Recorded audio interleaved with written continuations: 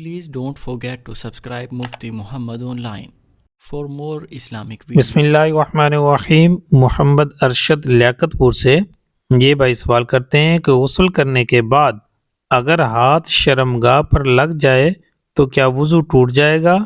اس طرح غسل کر لینے کے بعد دوبارہ سے وضو کرنا پڑے گا یا نہیں؟ اس بارے میں شرعی حکم کیا ہے، رہنمائی فرما دیں۔ دیکھیں، اس سوال کا جواب سننے سے پہلے اس اہم بات کو یاد رکھ لیجئے، وہ یہ ہے کہ آپ اگر برہنہ حالت میں غسل کر رہے ہیں، یعنی کہ سارے کپڑے اتار کر بغیر کپڑوں کے آپ غسل کر رہے ہیں، تو اس وقت اس چیز کا خیال رکھنا انتہائی ضروری ہے کہ برہنہ حالت میں غسل کرنے کے دوران نہ تو آپ کا چہرہ قبلہ رخ ہو اور نہ ہی آپ کی پشت قبلہ کی جانب ہو۔ مطلب یہ ہے کہ ننگے ہو کر غسل کرتے دوران اس بات کا خیال رکھنا ضروری ہے کہ آپ کی پشت اور چہرہ قبلہ کی جانب نہیں ہونا چاہیے۔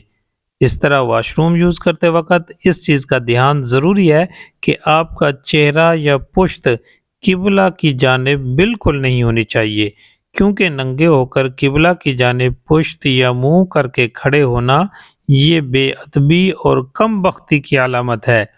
ان چیزوں سے بچنا انتہائی ضروری ہے۔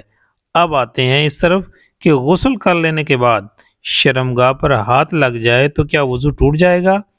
تو اس حوالے سے یاد رکھیں، شرمگاہ پر ہاتھ لگ جانے سے یا پھر اسی طرح شرمگاہ کو دیکھ لینے سے نہ تو غسل میں کوئی فرق پڑے گا اور نہ ہی وضو میں کوئی خلل آئے گا۔ یعنی کہ شرمگاہ پر ہاتھ لگ جانے سے وضو میں کوئی فرق نہیں پڑتا۔ اب وضو کن چیزوں سے ٹوٹ جاتا ہے اور کن چیزوں سے نہیں ٹوٹتا، اس پر آلریڈی ایک تفصیلی کلپ موجود ہے، اس کو آپ واچ کیجئے گا، انشاءاللہ بہت زیادہ فائدہ حاصل ہوگا۔ امید ہے بات سمجھ آ گئی ہوگی۔ اللہ تعالی ہم سب کو سمجھنے کی توفیق بخشے، آمین۔